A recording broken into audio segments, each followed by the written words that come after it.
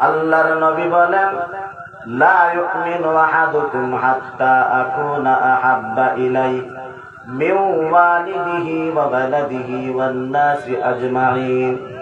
কোন ব্যক্তি ততক্ষণ পর্যন্ত মুমিন হতে পারবে না যতক্ষণ পর্যন্ত আমি নবী তার সন্তানাদের চাইতে বেশি মহব্বতের হব না, তার মা বাবার চাইতে বেশি মহব্বতের হব না, এমনকি ওয়ান্নাসি আজমাইন, দুনিয়ার সমস্ত মানুষের চাইতে যতক্ষণ পর্যন্ত মহব্বতের হব না, ততক্ষণ পর্যন্ত আমি নবী, ততক্ষণ পর্যন্ত যতক্ষণ পর্যন্ত আমি নবী তাদের চাইতে মহব্বতের হব না, ততক্ষণ পর্যন্ত কোন ব্যক্তি মুমিন হইতে পারবে না। আল্লাহর নবী বলতেছেন, মুমিন যদি হইতে হয় দুনিয়ার সব কিছু থেকে আল্লাহর নবীকে মহব্বত করতে হবে। যেমন আল্লাহর নবী বলেন, তোমার সন্তানের চাইতে বেশি মহব্বত করতে হবে, তোমার মা বাবার চাইতে মহব্বত বেশি করতে হবে, এমনকি দুনিয়ার সমস্ত মানুষের চাইতে আমি নবীকে মহব্বত বেশি করতে হবে। যদি অধিক মহব্বত না করো তাহলে তোমরা মুমিন হইতে পারবে না। আমরা আমাদের সন্তানাদিকে মহব্বত কম করি না বেশি করি? আরো জোরে বলুন, কম করো না বেশি করি? কেমন মহব্বত করি? সন্তানের জন্য নিজে আগুনে ঝাঁপ দিতেও পারি। কথা বলুন ঠিক কিনা?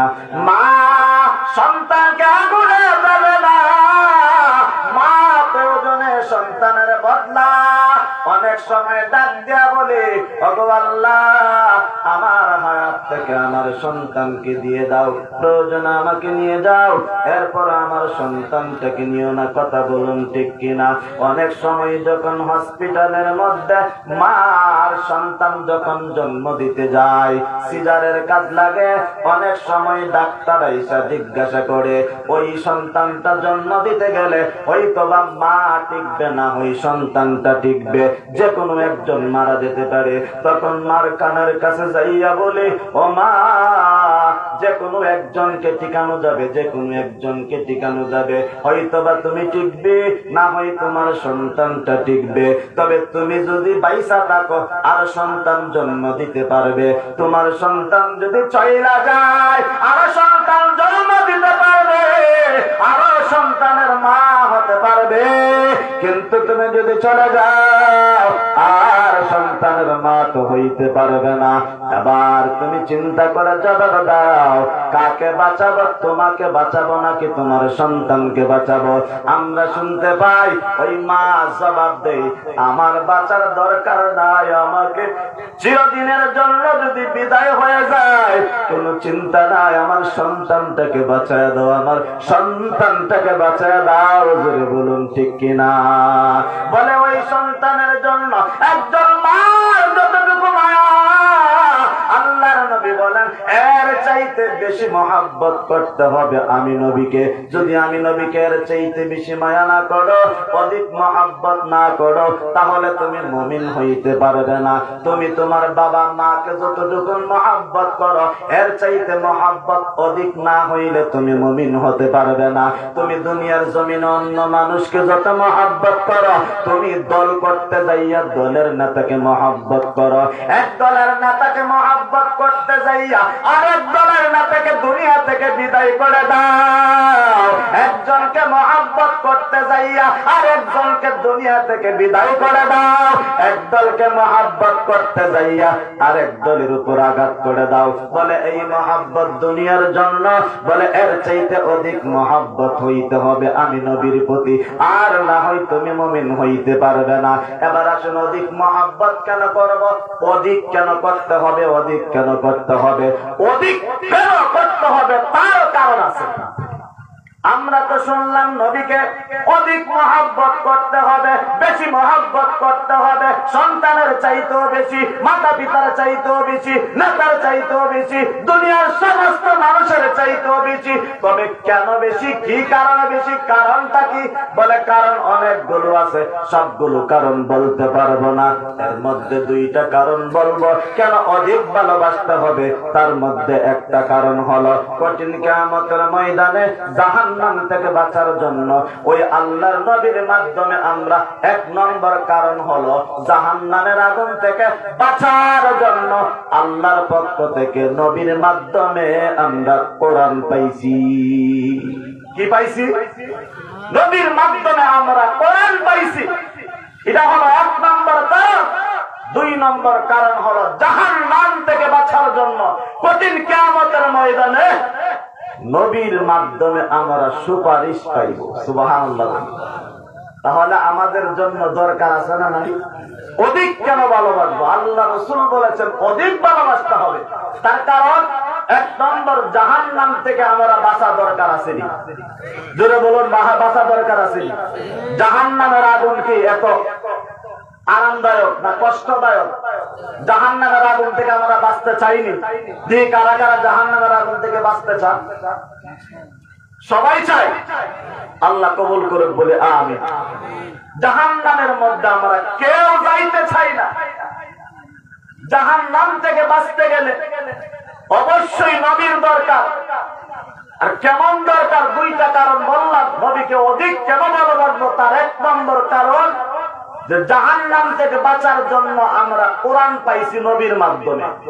কোরআন যদি না পাইতাম তাহলে জাহান্নাম থেকে বাঁচার রাস্তা পাইতাম না। কথা বলুন ঠিক কিনা? তাহলে কোরআন পাইছি জাহান্নাম থেকে বাঁচার জন্য রাস্তা পাইছি। আর এটা পাইছি কার মাধ্যমে? নবীর মাধ্যমে। যদি নবীর মাধ্যমে না পাইতাম কোরআন আমরা পাইতে পারতাম না, কোরআন তেলাওয়াত করতে পারতাম না। কেমনে?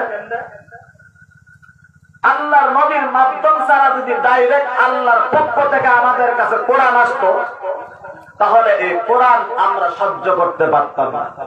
আল্লাহ বলেন, লাউ আনজালনা হাযাল কুরআনা আলা জাবালিন লারাআইতাহু খাশিআন মুতাসাদ্দিআন মিন খাশিয়াতিল্লাহ। আমার আল্লাহ বলেন, ওই কোরআন যদি পাহাড়ের উপর আমি নাজিল করতাম, পাহাড় আমি আল্লাহর ভয়ে চূর্ণ বিচূর্ণ হইয়া যাইত। আমি আল্লাহর ভয়ে পাহাড় চৌচির হইয়া যাইত, পাহাড় টিকতে পারত না। এখন আমাদের প্রশ্ন হলো, আমরা মানুষ তো পাহাড় চাইতে শক্ত না। কথা বলুন ঠিক কিনা? পাহাড় তো অনেক শক্ত, আমরা তো এত শক্ত না। আল্লাহ বলেন, পাহাড়ের উপর যদি আমি কোরআন নাজিল করতাম পাহাড় চূর্ণ বিচূর্ণ হইয়া যাইত, পাহাড় সহ্য করতে পারত না। আসমানের উপর নাজিল করলে আসমান সহ্য করতে পারত না, জমিনের উপর নাজিল করলে জমিন সহ্য করতে পারত না। আল্লাহ বলেন, পাহাড়ের উপর নাজিল করি নাই, কারণ পাহাড়ের উপর কোরআন দিলে পাহাড় সহ্য করতে পারত না।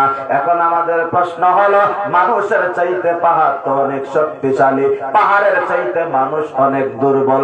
আমরা দেখতে পাই ওই দুর্বল মানুষগুলোর ছোট্ট ছোট্ট বাচ্চারা 3 বছর 5 বছর 7 বছর 8 বছরের সন্তানের সিনার মধ্যে আল্লাহ 30 পারা কোরআন, আল্লাহ 30 পারা কোরআন দিয়েছেন। ওই 30 পারা কোরআন নিয়ে জমিনের মধ্যে ঘুরে, কিন্তু ওই জমিনের মধ্যে কোনোদিন দেখলাম না ওই 3 বছরের সন্তানের বুকটা চৌচির হইয়া যাইতে, ওই 3 বছরের বাচ্চার চিনাটা ফাইটা যাইতে, পেট ফাইটা কোন সন্তান মারা যাইতে আমরা কোনদিন দেখি নাই। কথা বলুন ঠিক কিনা?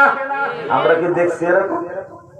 আমাদের সন্তানরা কোরআন শরীফ মুখস্থ করিয়া 30 পারা কোরআন বুকের মধ্যে নিয়ে ঘুরতেছে। পাহাড়ের চাইতে দুর্বল হওয়ার পরেও আমরা তো দেখলাম না কোনদিন কোন একটা সন্তান মারা যাইতে।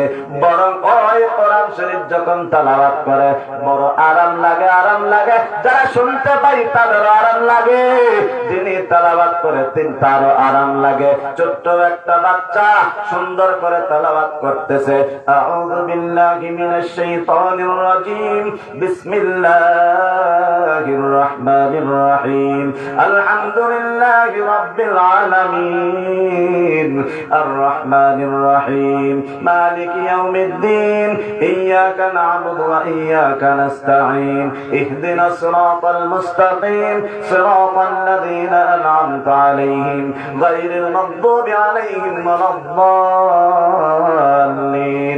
আমিন। যত তেলাওয়াত করা হয় ততই মজা লাগে, ততই মজা লাগে। কথা বলুন ঠিক কিনা?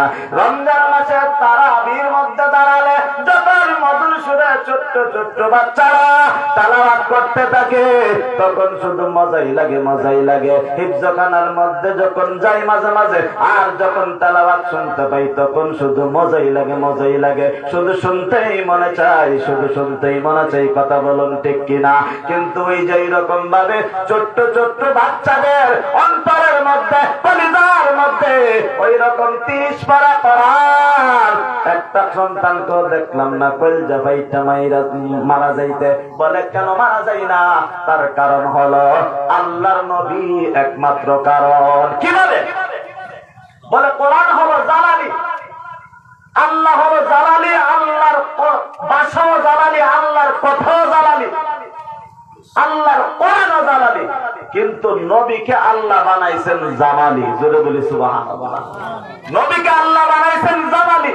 এই জালালি কোরআন ডাইরেক্ট যদি আমাদের কাছে আল্লাহ দিতেন, আমরা সূরা ফাতিহা তেলাওয়াত করতাম, সাথে সাথে আমাদের বুক, আমাদের শরীর জইলা সরকার হয়ে যায়। কিন্তু এখন আমরা কোরআন তেলাওয়াত করলে কেন জ্বলি না? তার কারণ হলো যে আল্লাহ জালালি কোরআন, জালালি জবানের জালালি কোরআন যখন জামানি নবীর অন্তরের মধ্যে দিয়েছেন তখন ওই জালালি কোরআনকে জামালি অন্তর দ্বারা ওই কোরআনকে জামালি বানাইয়া, আরামদায়ক বানাইয়া উম্মতের মধ্যে দিয়েছেন। তখন ওই কোরআন এটা আর জালালি থাকে নাই, জামালি হইয়া আরামদায়ক হয়ে গেছে। এখন ওই আরামদায়ক কোরআন হওয়ার কারণে ছোট্ট 3 বছরের বাচ্চাও যখন তেলাওয়াত করে তখন আর জ্বলে না, কষ্ট হয় না, শুধু মজাই লাগে, মজাই লাগে, মজাই লাগে। আল্লাহু আকবার। তাহলে নবীর মাধ্যমে আমরা কোরআন পাইছি। এই কোরআন মা বাবার মাধ্যমে পাওয়া যাবে না, সন্তানের মাধ্যমে পাওয়া যাবে না, দুনিয়ার কোন নেতা খেতার মাধ্যমে পাওয়া যাবে না। যেহেতু দুনিয়ার কারো মাধ্যমেই পাওয়া যাবে না, অতএব জাহান্নাম থেকে বাঁচার জন্য কারো মাধ্যম নাই। অতএব এই নবীর মাধ্যমে যেহেতু আমরা কোরআন পাইছি জাহান্নাম থেকে বাঁচার জন্য, অতএব দুনিয়ার সবার চাইতে নবীকেই অধিক ভালোবাসতে হবে। কথা বলুন ঠিক। আল্লাহ রাব্বুল আলামিন আমাদেরকে আলোচনার উপর আমল করার তৌফিক দান করুন। জোরে বলি আমিন। হুজুর যেহেতু চলে আসছেন আর সামনে বাড়ি না, ওয়া আখিরু দাওয়ানা আলহামদুলিল্লাহ।